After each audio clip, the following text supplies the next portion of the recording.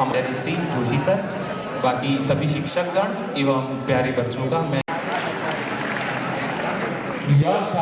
हम एंड ग्राम सभा में अगर आपके गांव का सरपंच हो तो गांव भी किसी शहर से कम नहीं होता है। अब मैं मंचासीन सभी अतिथियों को नम्र निवेदन करता हूं कि वे यहाँ आए एंड माँ सरस्वती की याद में यहाँ दीप प्रज्वलन करें।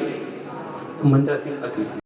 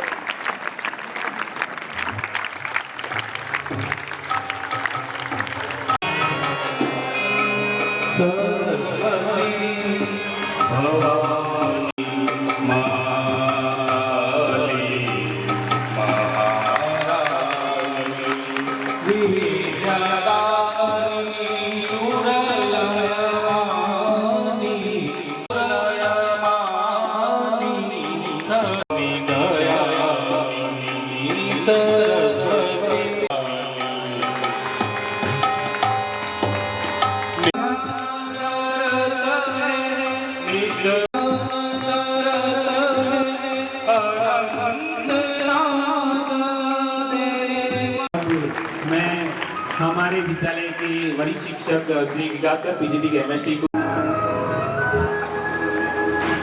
वैसे प्राचार्य महोदय हमारे ही परिवार के भाग है, बट उनका आप जितनी ज्यादा आपको बस अभी के लिए तालियां बजा दें।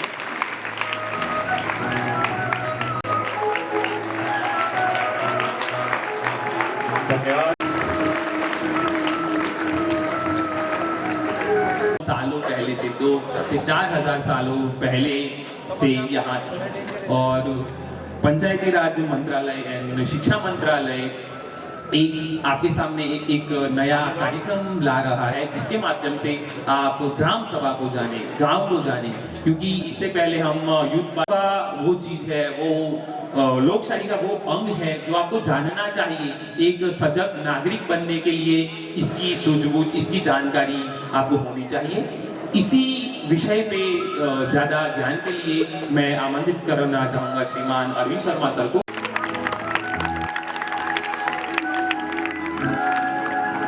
आदरणीय प्राचार्य महोदय, मंच पर विराजमान अतिथि महोदय,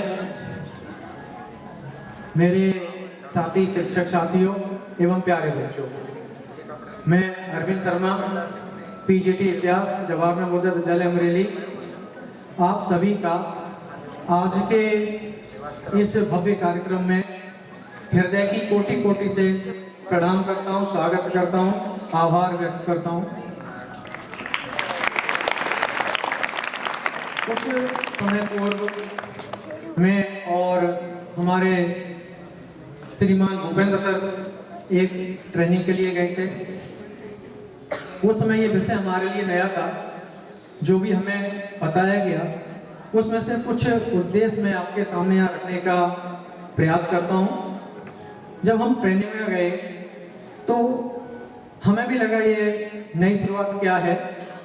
इससे पूर्व जितने भी लोग नवोदय से परिचित हैं उन्हें पता है कि सरकार इससे पूर्व प्रत्येक वर्ष नवोदय विद्यालय में युवा संसद कार्यक्रम का आयोजन करती थी, जिसमें बच्चे एमपीज का रोल करते थे और केंद्र सरकार किस प्रकार कानून बनाने की प्रक्रिया करती है उससे अवगत हुआ करते थे।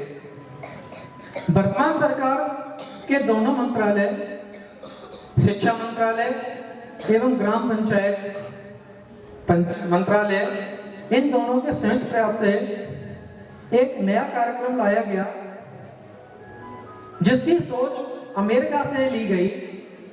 वहां पर सत्ता के विकेंद्रीकरण के अंतर्गत जो रूट लेवल की सरकार होती है, जिसे हम अपने देश में ग्राम पंचायत और नगर पालिकाएं कहते हैं, वो कैसे काम करती हैं, उस सोच को उठाया गया और उसको भारतीय संस्कृति और भारतीय लोकतंत्र की संरचना के साथ जोड़ा गया।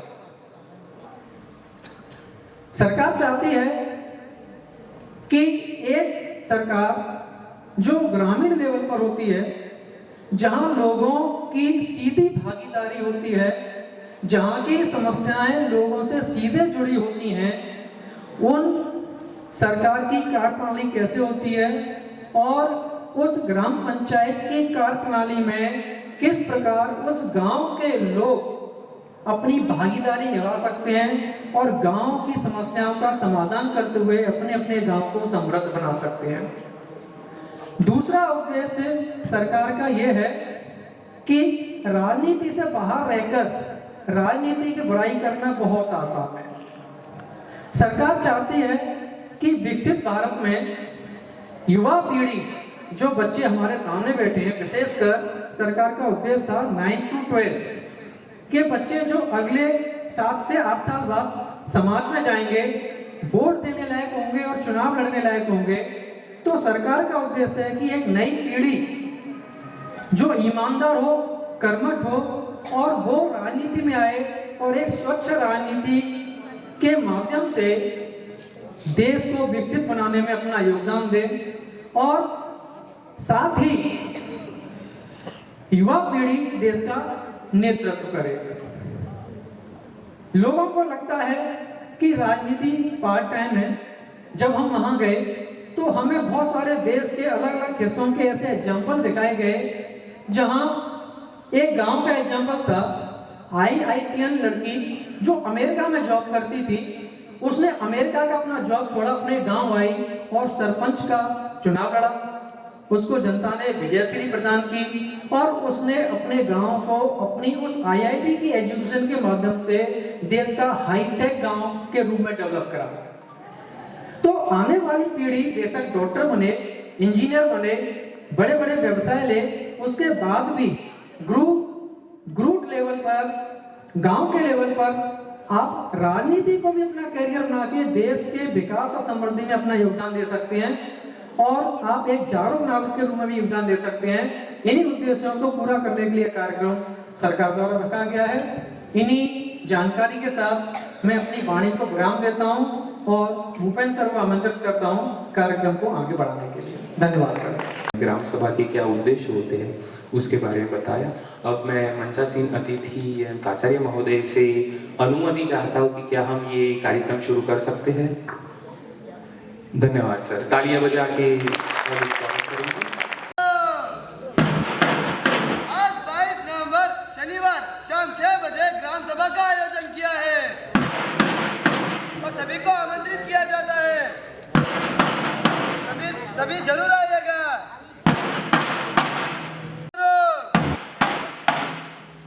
गांव वाले सुनो, आज 22 नवंबर शनिवार शाम 6 बजे को ग्राम सभा का आयोजन किया गया है, तो सभी को आमंत्रित किया जाता है, तो सभी जरूर आइएगा।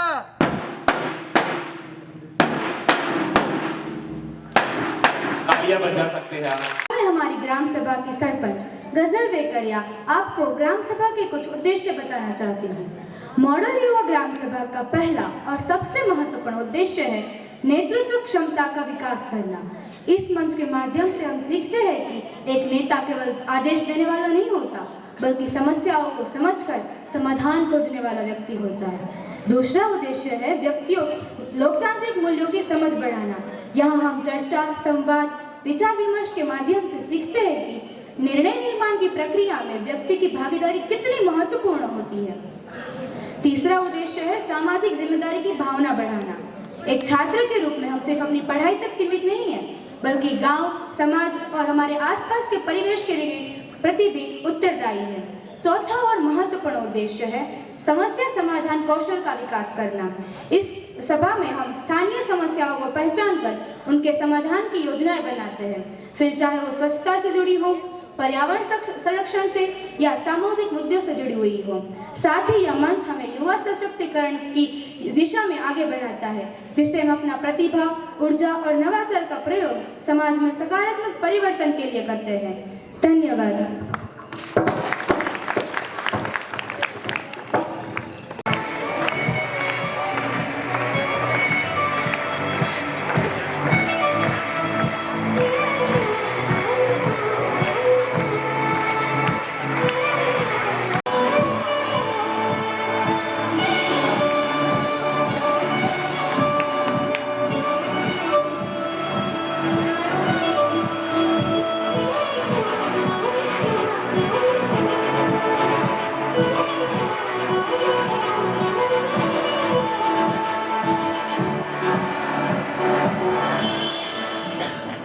आदरणीय सरपंच जी और सभा में उपस्थित सभी सभासदों को मेरा नमस्कार।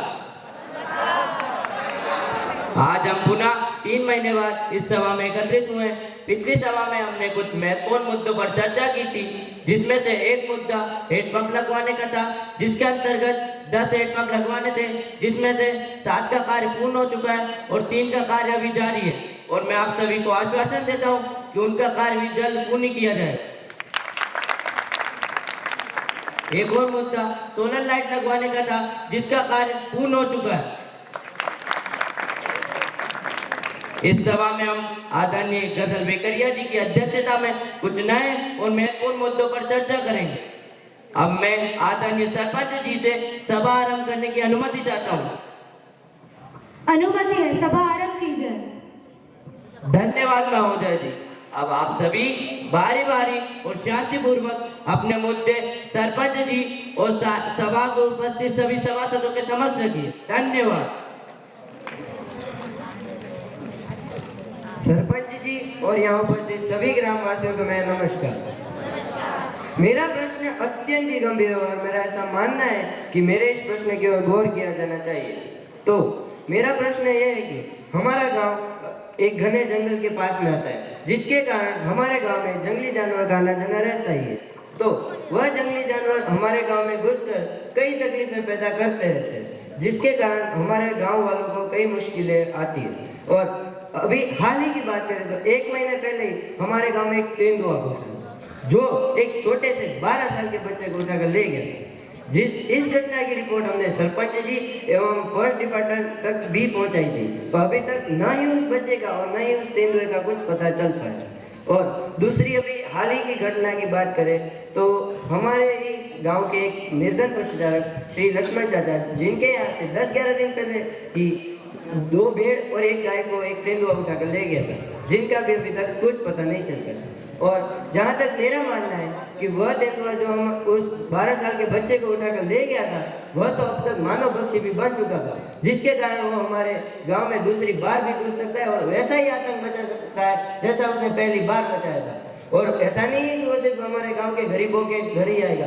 सरपंच जी, वो आपके घर में भी आ सकता है, आपके घर के किसी व्यक्ति को भी हानि पहुंचा सकता है और यहाँ तक कि आपको भी हानि पहुंचा सकता है। तो मेरा आपसे यह नम्र अनुरोध है कि आप मेरे इस प्रश्न का कोई ना कोई हल निकालने की कृपा करें। आपको पूर्ण रूप से आश्वासित करना चाहती हूँ कि इस पर हम जल्द से जल्द कोई सुझाव निकालेंगे। इसीलिए मैं हमारी सभा में ही उपस्थित फॉरेस्ट डिपार्टमेंट मेंबर को विनती करती हूँ कि वे हमें इस समस्या का समाधान खोजने में हमारी मदद करें। और साथ ही गाँव वालों में ये घोषणा करती हूँ कि आज तक जितने भी पशुचारकों ने अपने पशुओं को खोया है, उन्हें हम मुआवजे के तौर पर कुछ रकम देंगे। मेरा नमस्कार। मैं आपकी समस्या समझ सकता हूँ, ये काफी गंभीर है, हम इस पर गौर करेंगे। और उससे पूर्व हमें आपके लोगों के सहयोग की जरूरत है। तो ये है कि हमें आपके गांव से एक टीम बनानी होगी, ताकि कभी भी कोई भी जानवर वहाँ आए तो वह टीम उसे वहाँ रोक सके, जिससे आपके गांव में वह जानवर को। और हम आपके गांव में से ऐसे लोगों को चुनेंगे जो उस जानवर को रोकने में सक्षम हो और जानकार हो। और हम आपको ट्रेनिंग भी देंगे, जिससे वह जानवर को रोकने में आपको सक्षम बनाएगी। और हम आपको एक हेल्पलाइन नंबर देंगे, जिससे आप हमें जल्दी से जल्दी इन्फॉर्म कर सकें। और मैं आपसे अनुरोध करता हूं कि जो लोग रात के समय बाहर सोते हैं, वे कृपया बाहर न सोए और आपके बच्चों को शाम के समय बाहर खेलने के लिए न भेजें, जिससे वह आदमखोर जानवर आपको कोई हानि न पहुंचाए। और हम आपके गांव में 2-3 पिंजरे रखेंगे, जिससे वह आदमखोर जानवर जल्दी से जल्दी पकड़ा जाए। धन्यवाद। सरपंच साहब, राम राम। राम राम सभी को। सरपंच साहब, हमारी एक बड़ी दिक्कत है, वो की मारे और हमारा गांव का मना हो रहे, बहुत परेशानी होवे। तो सरपंच साहब, हमारी हमारे साथ जोड़ के विनती है कि तुम हमारी और गांव का मना की परेशानियां दूर कर जो। सरपंच साहब, वो गांव को एक जानकार मनक है, तो मुझ हमें मारी और हमारा गांव का मनक और की सबकी परेशानी बतरियो, हमको समाधान निकाल दीजो। मु गांव हमारा गांव में मंदिर के नके से जो रोड उठ रही हो, वो में घनो बड़ो घुमाव आवे, जिसकी वजह से वहाँ की जगह पे नरई मनक और को एक्सीडेंट हो जा। और दूसरी समस्या वहाँ की है कि वहाँ की जगह पे रातें नरो इंदरो रहे, इंदरो जैसे रहे, क्योंकि वहाँ की जगह पे एक भी लाइट नहीं लग रही। और वहाँ की जगह पे नरे पेड़ उग रिया, तो उन पेड़ और की डगला रोड के ऊपर आवे, उन्हीं कारण से भी वहाँ की जगह पे नरे एक्सीडेंट हो जा। अभी 1 साल से पहला की बात बताऊँ हमें, तो मैं 1 साल में कम से कम 20 मना और से भी ज्यादा कोई एक्सीडेंट हो गयो। अभी 6 महीने पहले में एक बड़ो एक्सीडेंट हुआ तो जेमे 2 मना और मर गया था, और अभी 1 महीने पहला मारो भी एक्सीडेंट हो गयो तो जे मारो हाथ टूट गयो और एक पग टूट गयो। तो सरपंच साहब मारी हमारे से हाथ जोड़ के विनती है कि हमारी और गांव के मना गोर की समस्याएं दूर कर जो। जयराम जी की अत्यंत ही महत्वपूर्ण है और हमारे गांव वालों की सुरक्षा संबंधित है। मैं आपको पूर्ण रूप से आश्वासित करना चाहती हूँ कि इसका समाधान हम जल्द से जल्द निकालेंगे। और इससे पहले मैं बताना चाहती हूँ कि इस काम को हम प्रधानमंत्री ग्राम सड़क योजना के अंतर्गत पूरा करेंगे, जिसके द्वारा आए हुए फंड से हम उस रोड पर स्ट्रीट लाइट लगवाएंगे। क्योंकि पहले भी हमने उस रोड पर कई बार स्ट्रीट लाइट लगवाई है, लेकिन बारिश और कुछ अन्य वजह से वो स्ट्रीट लाइट अभी काम नहीं कर पा रही है। लेकिन फंड से आए हुए पैसों से हम वहाँ अच्छे से अच्छी क्वालिटी की स्ट्रीट लाइट लगवा सकते हैं। और जैसे कि आपने कहा, उस रोड के पास में लगे पेड़ों की टहनियाँ रोड पे आती है और अकस्मात घटना का बड़ा कारण बन रही है। हम उस पेड़ को कटवा तो नहीं सकते, क्योंकि आप जानते हैं कि हमारा गांव कितनी हरियालियों से भरा हुआ है, लेकिन हम यह जरूर सुनिश्चित कर सकते हैं कि वह टहनियाँ रोड पे ना आए और अकस्मात घटना का कारण न बने। इस प्रकार हम आपकी और हमारे गाँव वालों की यह समस्या का समाधान निकाल सकते हैं। धन्यवाद। उपस्थित सभी ग्रामवासियों को मेरा सादर नमस्कार। आज की इस सभा में मैं एक जागरूक नागरिक, और जागरूक नागरिक का फर्ज बनता है कि गांव की समस्या ग्राम सभा में सरपंच महोदय के सामने रखे।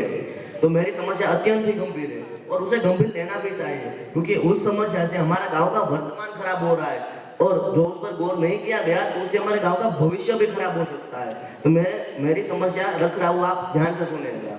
हमारा गाँव एक शहर के पास आता है, जिस कारण उस शहर का सारा कचरा हमारे गांव के ठीक बगल में इकट्ठा किया जाता है। तो उधर एक बड़ा सा डंप का ग्राउंड बन गया है। तो मैं खासकर जिस विस्तार से आ रहा हूँ, उधर के इलाके में बहुत ज्यादा गंदी बदबू आती है। यहाँ तक कि जब उसे जलाया जाता है तो इतनी हानिकारक वायुएं उत्पन्न होती है और हमारे गाँव में आती है, मैं आपको बता नहीं सकता। उन हानिकारक वायुओं से हमारे गांव में रोज ब रोज कई बीमारियां फैल रही है और कई लोग बीमार पड़ रहे हैं। जैसे जोगतिया जी हमारे बेचारे मान जो हमारे गांव के है भी नहीं, हमारे गांव के बच्चों के भविष्य के लिए वो इधर पढ़ाने आते हैं, वो भी इस बीमारी का शिकार बन गए। पिछली 2 सभा में मैंने आपके समक्ष ये मुद्दा रजू किया था, पर आपने कुछ कहकर टाल दिया था। इस बार हमें समाधान चाहिए या दूसरा सरपंच चाहिए। धन्यवाद। और मैं आपको पूर्ण रूप से आश्वासित करना चाहती हूँ कि आपको दूसरा सरपंच लाने की कोई जरूरत नहीं पड़ेगी, क्योंकि आपका यही सरपंच आपकी हर समस्या का समाधान कर देगा। इसीलिए मैं हमारी सभा में उपस्थित एसएचजी मेंबर को विनती करूंगी कि वे हमें इस समस्या का समाधान खोजने में हमारी मदद करें, जिससे हम हमारे गांव वालों की अच्छी स्वास्थ्य सुरक्षा सुनिश्चित कर सके और साथ ही पानसेरा जी की क्रोध और घृणा को कम कर सके। बहुत दुख हो रहा है कि आपके गांव में उन शहर का कचरा आ रहा है और उससे कई बीमारियां फैल रही है, और तो और आपके गांव के लोग उस बीमारी का शिकार भी बन रहे हैं। तो आपकी इस समस्या के समाधान के लिए हम उन सारे शहरों के पास से फंड इकट्ठा करेंगे और हो सके उतना हम भी उसमें फंड देंगे, और जमा किए हुए पैसों से हम उस कचरे को रिसाइकल करेंगे और रिसाइकल किए हुए कचरों से हम गांव की टूटी एवं कच्ची सड़कों को बनाने में उपयोग लेंगे। और रही बात बचे ऑर्गेनिक कचरे की, तो उसकी आप जरा भी चिंता न लें। बचे ऑर्गेनिक कचरे से हम खाद का निर्माण कर सकते हैं, जो कि गांव वालों के खेतों में उपयोगी होगा, और इसी तरह पानसेरिया जी की समस्या का हल भी निकलेगा और आपके गांव में फैल रही बीमारियां भी कम हो जाएगी। धन्यवाद। जल खत्म करने के लिए हमें एक ऐसे कॉन्ट्रैक्टर की जरूरत है जो इस काम की सारी जिम्मेदारी अपने सर ले ले और जल्द से जल्द इस काम को ईमानदारी और निष्ठापूर्वक पूर्ण करे।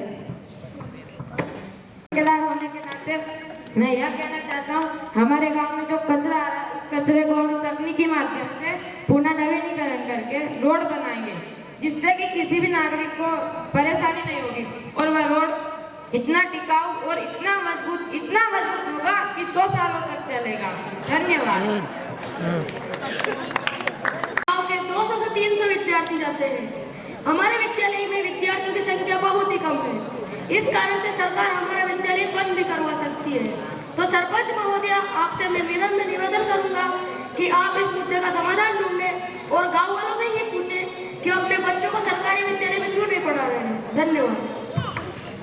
के माध्यमिक विद्यालय के प्राचार्य महोदय की बात सुनकर मुझे लगता है कि वे इन मुद्दों पर अत्यंत ही चिंतित हैं। इसीलिए मैं गांव वालों से पूछना चाहती हूँ कि वे अपने बच्चों को सरकारी स्कूल क्यों नहीं भेज रहे हैं। अगर ऐसा ही चलता रहा तो सरकार एक दिन अपने स्कूल बंद कर देगी, क्योंकि अगर आपको अपने बच्चों को सरकारी स्कूल में नहीं पढ़ाना तो सरकार अपना पैसा क्यों बर्बाद करे। इसीलिए गाँव वालों मैं आपसे पूछ रही हूँ कि आप अपने बच्चों को सरकारी स्कूल नहीं भेज रहे हो, इसके पीछे कोई ठोस वजह है?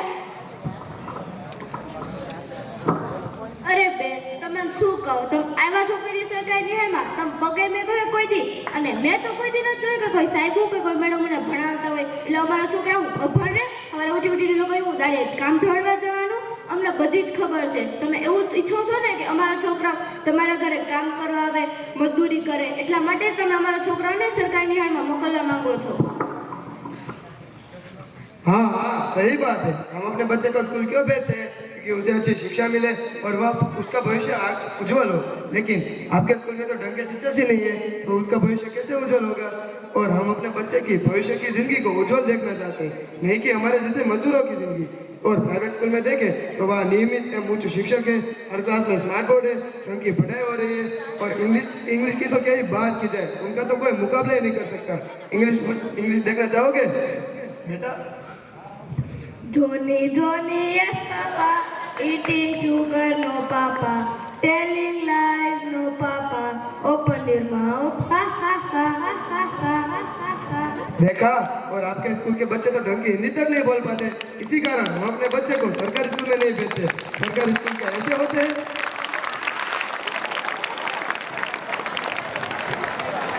हमारे माध्यमिक विद्यालय के प्राचार्य महोदय और गांव वालों की बात सुनकर मुझे लगता है कि यह मुद्दा अत्यंत ही गंभीर रूप ले चुका है। इसीलिए इस समस्या का समाधान मैं गांव वालों से ही चाहती हूँ, लेकिन कौन दे सकता है?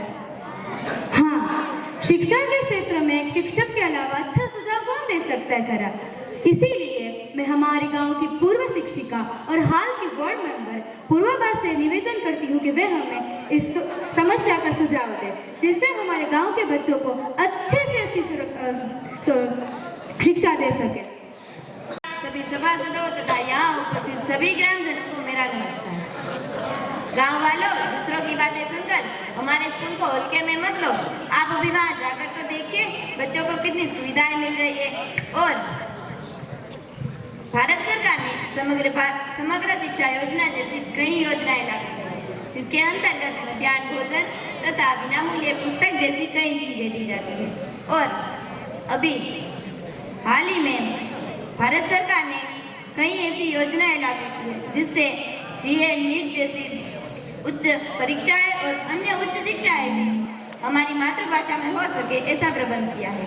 और मैं सभी गांव वालों को यह बताना चाहती हूँ कि यहाँ उपस्थित कई वार्ड मेंबर के बच्चे भी हमारे गांव की सरकारी शाला में पढ़ रहे हैं, और आप भी निश्चित होकर वहाँ पर पढ़ने भेजें। धन्यवाद। मैं आपके गांव का एक नागरिक, मैं आपके सामने जो प्रश्न रख रहा हूँ ये मैंने पिछली सभा में भी रखा था आपके सामने, लेकिन आपने किसी न किसी वजह से इसको टाल दिया था, क्योंकि आपको किसानों से कोई मतलब ही नहीं है। आपको अपने घर और आपकी साड़ी संवारने के अलावा कोई काम नहीं है। तो मेरा प्रश्न अत्यंत महत्वपूर्ण है, क्योंकि हमारे गांव की आजीविका से जुड़ा हुआ है, और अगर इस पर गौर नहीं किया जाएगा तो किसानों को बहुत परेशानी होगी। तो मेरे प्रश्न पर गौर किया जाए। तो मेरा प्रश्न यह है कि पिछले 2 सालों से मौसम की खराबी की वजह से और तेज बारिश की वजह से किसानों की ज्यादातर फसलें खराब हो जाती है। इसके अंतर्गत प्रधानमंत्री फसल बीमा योजना के अंतर्गत जो किसानों को मुआवजा मिलता है, उसके लिए पिछले साल पोर्टल पर रजिस्ट्रेशन और फसलों के फोटो लिए गए थे, लेकिन उसका मुआवजा अब तक नहीं मिला है। इस बार तो अभी तक रजिस्ट्रेशन भी नहीं हुआ है। तो मैं जानना चाहता हूँ मुआवजे के पैसे कहाँ गए? क्या आप और आपकी पंचायत मिलकर खा गई या अभी तक नहीं आए? इसका जवाब चाहिए।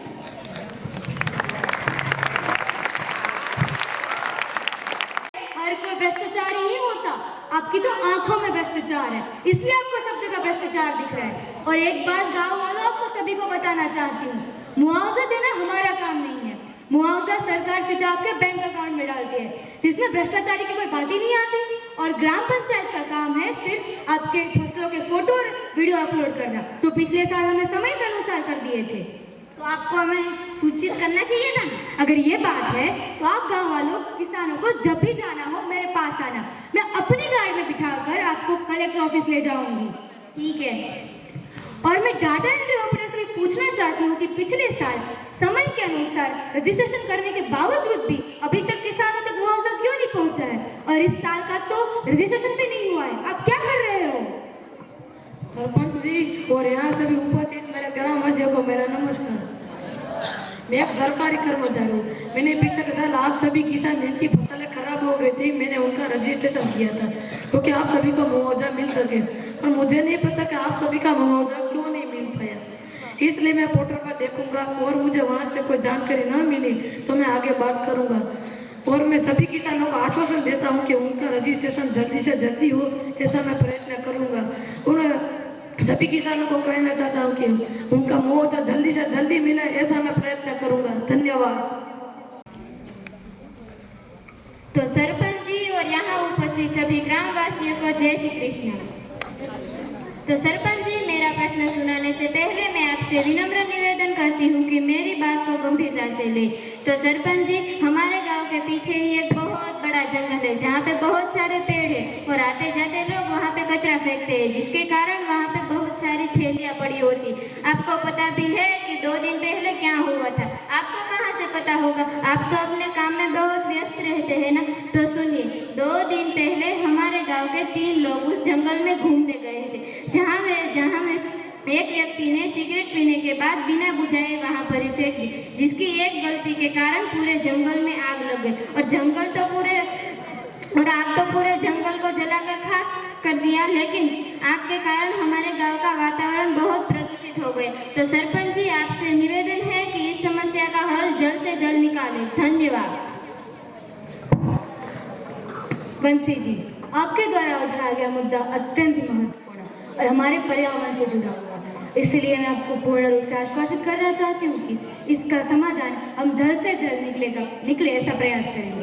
इसीलिए मैं इस समस्या का सुझाव के लिए हमारे गांव वालों से कुछ सुझाव की अपेक्षा रखती हूँ। जी जो गदेल जी। तो सरपंच जी, मेरा आपसे यह कहना है कि इस प्रश्न को हमें गंभीरता से लेना चाहिए। और मेरे पास एक सुझाव है कि जो रास्ता गांव से जंगल की ओर जा रहा है, वहाँ हमें धूम्रपान निषेध का एक बोर्ड लगाकर सूचित कर सकते हैं कि यहाँ धूम्रपान करना मना है, जिससे ऐसी परिस्थिति दोबारा ना हो। धन्यवाद। और कोई अपना सुझाव देना चाहेगा? हाँ सरपंच साहिबा, मेरे पास इस समस्या का एक और उपाय है। हम इनके समाधान के लिए जंगलों के बाहर नो एंट्री के बोर्ड लगवा सकते तथा जो ऐसा काम करता पकड़ा जाएगा उन्हें 1000 रुपए का जुर्माना देना पड़ेगा, और जो इनका फोटो या वीडियो बनाकर भेजेंगे उन्हें 500 रुपए इनाम के तौर पर मिलेंगे। इस तरह से हम लोगों को ऐसे काम करने से रोक सकते हैं और हमारे गाँव के जंगल को भी सुरक्षित रख सकते हैं। धन्यवाद। गाँव वालों के द्वारा दिए गए दोनों सुझाव मुझे बहुत अच्छे लगे और मैं वादा करती हूँ कि इन पे जल्द से जल्द काम होना शुरू हो जाएगा। अंत में मैं आदरणीय सरपंच जी और सभा में उपस्थित सभी सभासदों को धन्यवाद करता हूँ और आप सभी को आश्वासन दिलाता हूँ कि आपकी समस्याओं का जल्द ही निवारण किया जाएगा। अब मैं सहायक सचिव जी से निवेदन करता हूँ कि वे पुनः एक बार सभा में उठाए गए मुद्दों को ग्रामवासियों के समक्ष संचित में रखें। धन्यवाद। माननीय सरपंच साहिबा और यहाँ उपस्थित सभी ग्रामवासियों को मेरा नमस्कार। आज की ग्राम सभा बैठक में आप सभी ने सक्रिय रूप से भाग लिया, इसलिए मैं आप सभी का हृदयपूर्वक धन्यवाद करती हूँ। आज की ग्राम सभा बैठक में हमने गांव के विकास कार्यों जैसे रोडों का निर्माण, गांव की सफाई, जंगलों का संरक्षण, किसानों का अधिकार एवं जन कल्याण योजना जैसी अन्य महत्वपूर्ण विषयों पर चर्चा की और सबके सुझाव को मद्देनजर रखते हुए इन पर कार्रवाई भी सुनिश्चित की जाएगी। मैं आपको ये आश्वासन देती हूँ कि निर्धारित समय सीमा के अंदर इन कार्यों पर कार्रवाई सुनिश्चित की जाएगी। मैं आप सभी से अनुरोध करती हूँ कि आप इसी प्रकार अपना सहयोग और उपस्थिति बनाए रखें ताकि हमारा गांव विकास की दिशा में आगे बढ़ सके। अतः मैं माननीय सरपंच साहिबा और यहाँ उपस्थित सभी ग्रामवासियों को पुनः आभार व्यक्त करती हूँ कि जिनके सहयोग से ये ग्राम सभा पूर्ण रूप से संचालित हो पाई। धन्यवाद। फिर से हृदयपूर्वक धन्यवाद देती हूँ कि आप हमारी ग्राम सभा में आए और मैं आप सबको पूर्ण रूप से आश्वासित करती हूँ कि आपके द्वारा उठाए गए छोटे से छोटी समस्या को भी हम जल्द से जल्द निवारित करेंगे। और मैं आपको वादा करती हूँ कि लगभग अगली ग्राम सभा तक आपकी समस्याओं के कामों को हम पूरा करने की कोशिश करेंगे।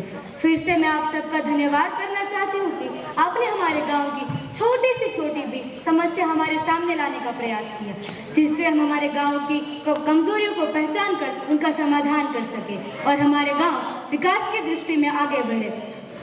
इसीलिए मैं आपका सहयोग इसी तरह बनाए रखना चाहती हूँ, क्योंकि सबका साथ सबका विकास, सबका साथ सबका विकास। जय हिंद।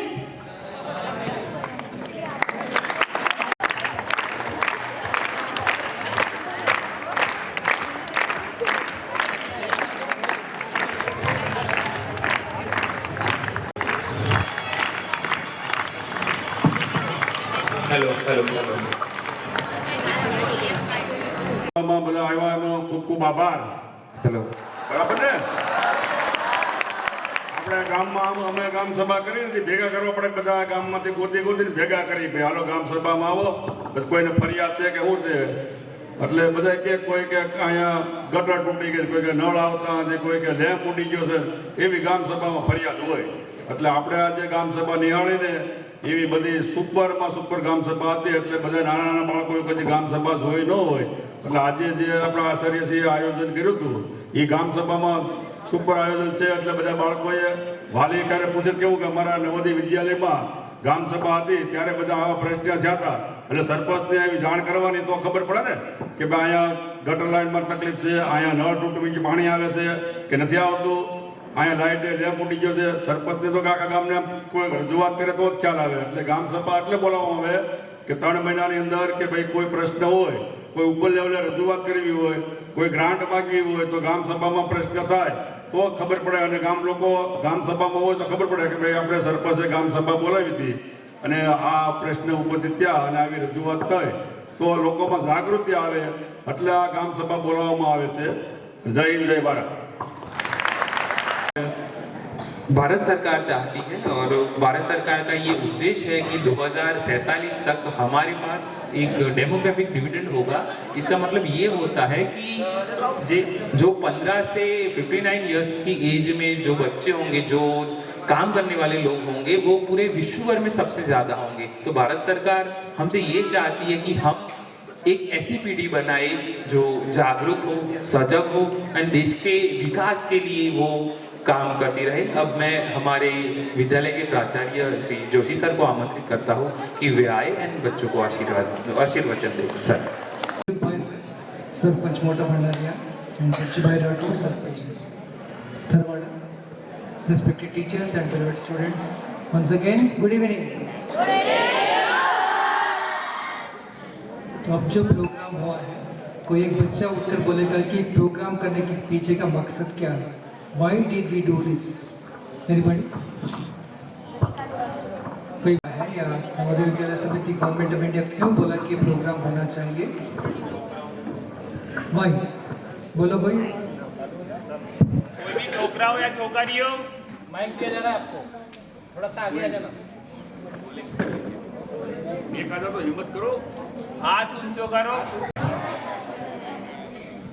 इस युवा पीढ़ी को जागरूक करने के लिए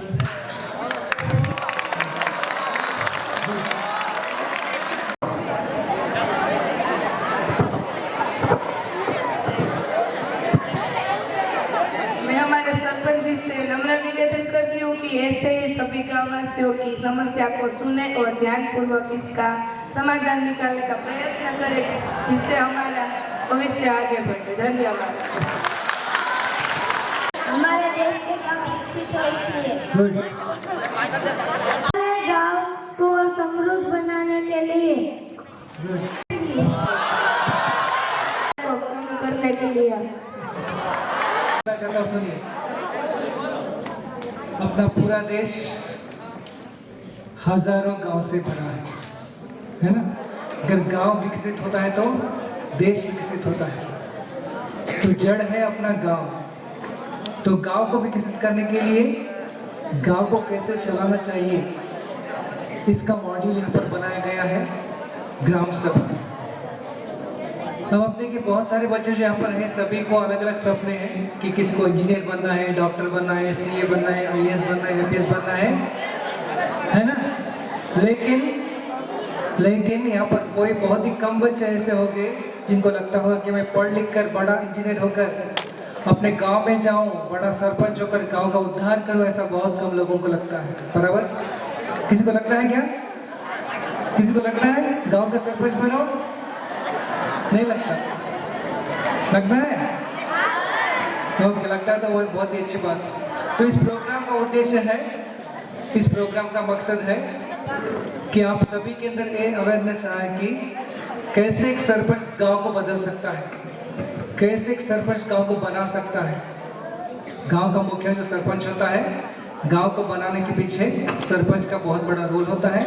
तो उसके नीचे जो काम करने वाले अलग अलग लोग हो या ऑफिशियल्स हो, उनसे कैसे बर्ताव हो ताकि गांव की समस्या सुलझे, एक मॉडल दिखाने के लिए उद्देश्य था मेनली कि कैसे गांव चलना चाहिए, कैसे मुद्दों को उठाना चाहिए ताकि गांव के प्रॉब्लम सॉल्व हो, और साथ ही साथ आपके तरह मोटिवेशन जगे कि मैं भी मेरे गांव के लिए कुछ करूं। तो आप सभी 80% लोग गांव से हैं, तो आपका सपना होना चाहिए कि मैं बहुत बड़ा अफसर बनूंगा, बहुत बड़ा इंजीनियर बनूंगा, डॉक्टर, कुछ भी हो, बहुत बड़ा अफसर बनूंगा, लेकिन मेरा जो लास्ट सपना होगा मैं मेरे गाँव के लिए कुछ ना कुछ करूँ, गांव के लिए मेरा योगदान दो ताकि मेरा गांव बहुत ही अच्छी तरह से डेवलप हो। और हर एक बच्चा अगर ऐसे सोचेगा, हर एक गांव अगर डेवलप होगा तो पूरा देश डेवलप हो जाएगा। तो पूरा देश डेवलप करने के पीछे आप सभी को अपना गांव डेवलप करना चाहिए, तभी देश डेवलप होगा। इसी उद्देश्य के साथ कि आपके सभी के सपनों को थोड़ा बदल कर हटकर सोचिए कि मैं भी मेरे गाँव के लिए कुछ करना चाहिए। अपने सरपंच जी की तरह आप भी सरपंच होना चाहिए ताकि उस गाँव का उद्धार हो और गांव डेवलप हो, आपका फैमिली डेवलप हो, आप डेवलप हो, ताकि आपका नाम रोशन हो गांव के अंदर, आपके कारण आपके गांव को नाम आए, जिसके कारण देश का उद्धार हो, देश का डेवलपमेंट हो।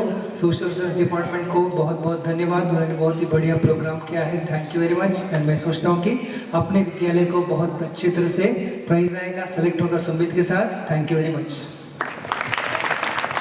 बोल रहे थे तो मेरे दिमाग में गांधी जी का एक कोटेशन ही चल रहा था कि be the change you want to see in the world. यानी कि अगर आपको कोई बदलाव लाना है तो उसकी शुरुआत आपको खुद को ही करनी पड़ेगी।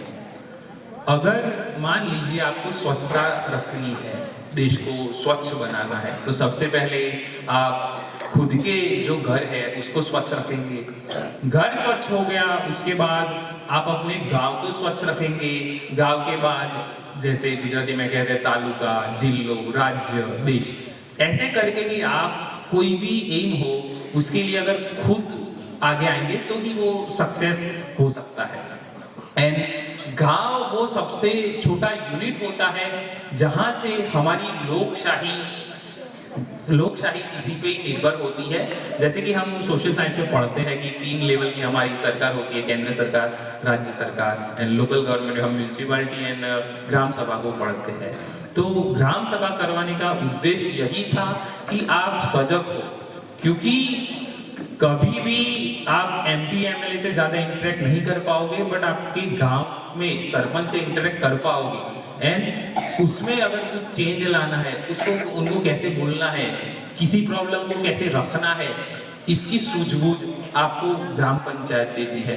तो मैं आशा करता हूँ कि हमारी ministry of Panchayati Raj and ministry of education का ये जो ऑब्जेक्टिव है कि 9 to 12 के बच्चे जो ये सीखे वो कहीं ना कहीं 10 से 15 साल बाद अपने गांव में रहने वाले हैं, गांव को एक अच्छा गांव बनाए, यही उनका उद्देश्य है। इसके बाद मैं आमंत्रित करना चाहूँगा पिंटू सर को, PGT इकोनॉमिक्स, कि वो आए एंड यहाँ पे वोट ऑफ थैंक्स दें सर।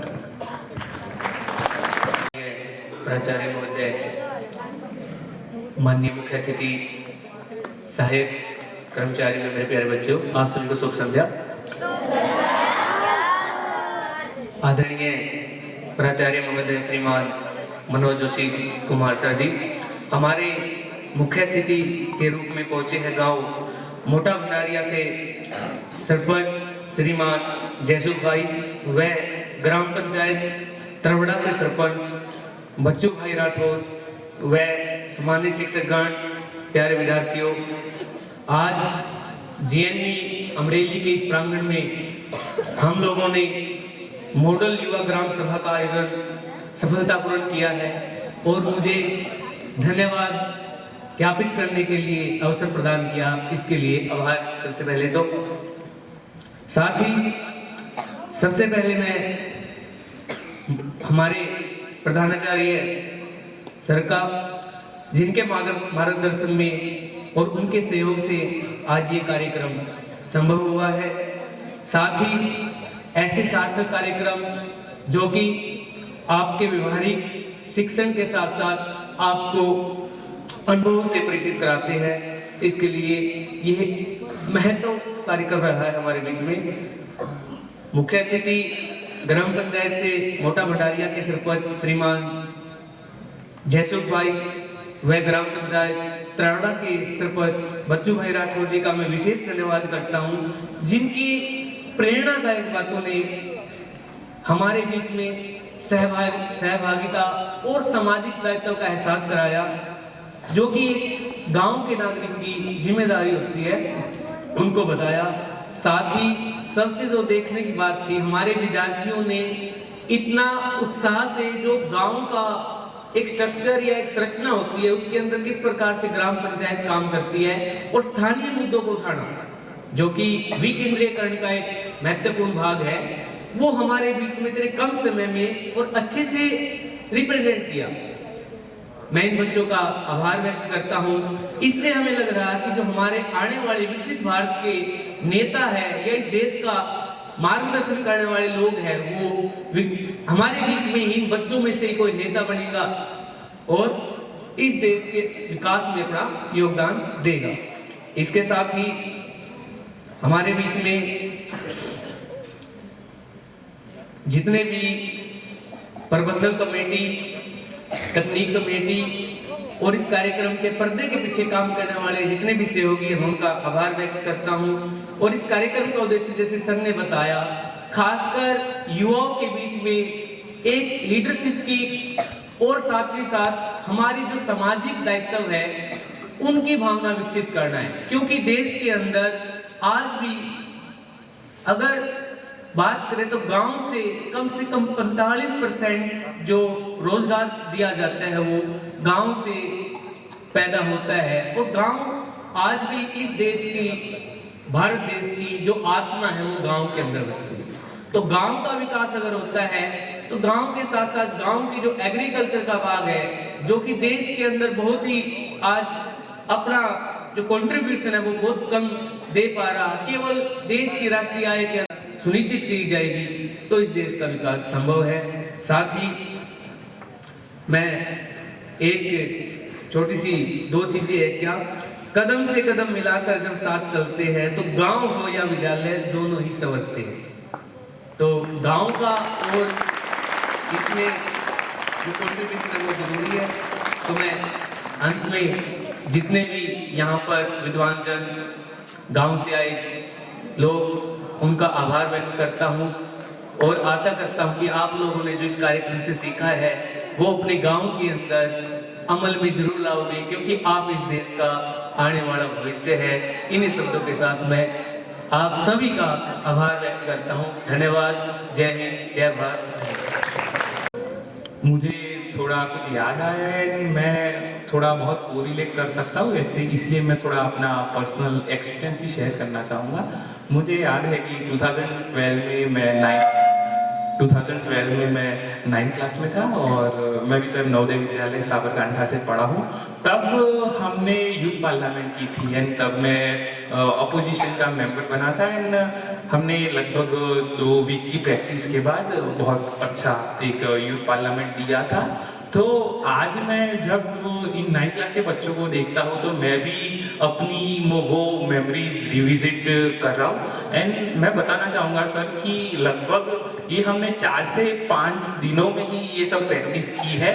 बच्चों को ज़्यादा टाइम भी नहीं मिला है, बट सबसे अगर कोई धन्यवाद के पात्र हैं तो ये 9th क्लास के बच्चे हैं। मैं सबसे एक रिक्वेस्ट करना चाहूँगा कि इनके लिए एक बहुत ही ज़्यादा तालियां आप बजाइए, क्योंकि इन्हें कम टाइम में इतना। ये जो आपने सुना, ये डायलॉग हमने उनको लिख के नहीं दिए हैं, वो डायलॉग उन्होंने खुद ही बनाए हैं।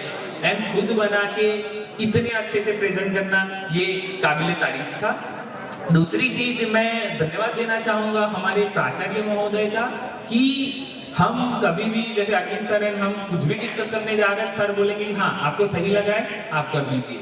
सर का बहुत ही अच्छा साथ रहा है और सर ने अपने गाइडेंस की वजह से हम ये अच्छे से कर पाए हैं और मैं सर का स्पेशली बहुत धन्यवाद देना चाहूँगा।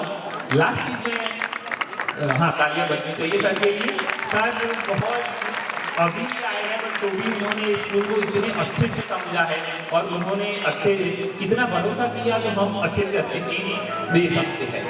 मैं अपने क्लास के बच्चों को एक चीज हमेशा बताता हूँ कि ये प्रोग्राम हो रहे हैं, पढ़ रहे हैं, तो इनसे आपको 2-3 चीजें सीखनी चाहिए। जैसे 11th-12th वाले बच्चे जो बाल के हैं वो थोड़ा कोरिलेट कर पाएंगे कि चार्ल्स डार्विन ने एक कॉन्सेप्ट दिया था सर्वाइवल ऑफ फिटेस्ट का, कि जो सबसे ज्यादा स्ट्रॉन्ग होगा वही दुनिया में सर्वाइव करेगा। तो मैं हमेशा बोलता हूँ कि आपको अगर अभी की दुनिया में अगर टिकना है, अपना नाम बनाना है, तो आपको 3 चीजें बहुत ही ज्यादा बहुत अच्छे से आनी चाहिए। सबसे पहला इम्पोर्टेंट है कम्युनिकेशन। आप किसी से बात कैसे करते हैं, जैसे हमारे स्टाफ में बात चलती है IPR आपकी बात करने से ही आता है। आप बात कैसे करते हैं लोगों से, वो बहुत जरूरी है। आप एक ही चीज बता रहे हैं बट अगर किसी को गुस्से से बता रहे वो काम नहीं करेगा। तो सबसे पहला अपना कम्युनिकेशन डेवलप कीजिए एंड वो बस पढ़ाई से नहीं आएगा, ऐसी एक्स्ट्रा करिकुलर एक्टिविटी जब आप आओगे तभी आप में बोलने का कॉन्फिडेंस आएगा, वरना इंसान बन सकते हैं। एंड तीसरा कहीं ना कहीं एक डायलॉग, जैसे एक बच्ची का डायलॉग छूट गया था, वो मैं सर थोड़ा कोरिलेट कर पाऊंगा कि अंग्रेजी चले गए बट अंग्रेजी छोड़ गए। एंड कहीं ना कहीं that's a colonial hangover, but वो अब हकीकत बन गई है। एंड आज वो इंग्लिश की वजह से, अगर आपको पता हो कि यूएसए से सबसे ज्यादा हमें पैसे मिलते हैं, रेमिटेंस मिलता है, उसका रीजन है कि आज इंडियंस भारतीय उनसे ज्यादा अच्छी इंग्लिश बोल पाते हैं। तो कहीं ना कहीं आपको इंग्लिश सीखना पड़ेगा। जैसा मैं बोला फ्लुएंसी ला लीजिए, बट आप अपनी बात, जैसे हमारे सर बोलते थे, अभी वो पीजीडी इंग्लिश है TM सोलंकी सर, वो हमेशा बोलते थे, प्यारी चीज बोलते थे कि language is a medium of communication. आपको ग्रामर एंड वो परफेक्ट है वो नहीं चाहते हैं, बट आप अपना मैसेज अगर कह पा रहे हैं दैट्स ओके। तो ये 3 चीजें ध्यान में रखिए और मैं आशा करता हूँ एज अ टीचर नहीं, as a Navodaya alumni, as a आपके बड़े भाई के तौर पे कि आप इन चीज़ों से सीखें और अपने जीवन में उतारें। और हम चाह रहे हैं कि आपको सबसे ज़्यादा और जल्दी से जल्दी सक्सेस मिले। आज हम जब भी जाते हैं, हमारे टीचर हमें मिलते हैं, तो उनकी आंखों में एक विश्वास है, एक अच्छापन लगता है कि नहीं, हमने इस बच्चे को पढ़ाया था और उस पर सक्सेस मिली है, सफलता मिले। तो हम भी चाहते हैं कि आप भी आगे जाइए, 10-15 साल बाद हम कहीं जाए तो कोई IAS हो, कोई IPS हो, कोई इंजीनियर हो, कोई टीचर हो, कोई MLA हो, MP हो, ऐसी मेरी आशा है। इसी के साथ ये कार्यक्रम समाप्त होने जा रहा है। मैं सभी जो हमारे प्रतिभागी थे उनसे नम्र निवेदन करता हूँ कि वे आए और हमारे अतिथियों के साथ एक ग्रुप फोटो के लिए आते हैं, प्लीज।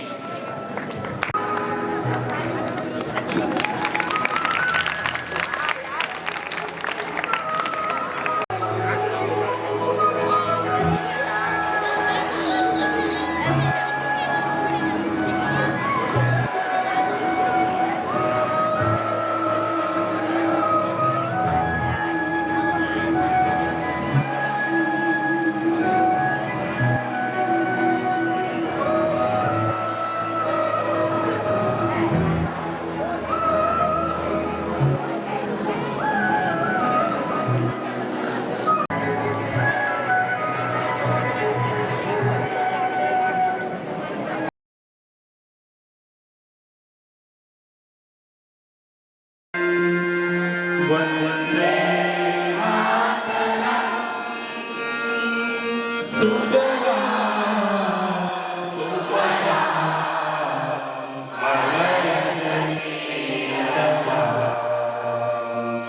वन्दे मातरम् शुभ्रजोत्स्ना पुलकितयामिनी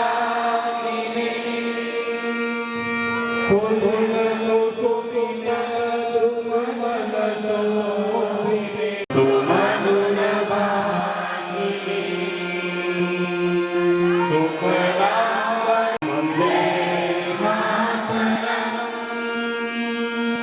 वन्दे मातरम् कोटि पूजये धृतकला कलकलनाद करले कोटि कोटि पूजये धृतकला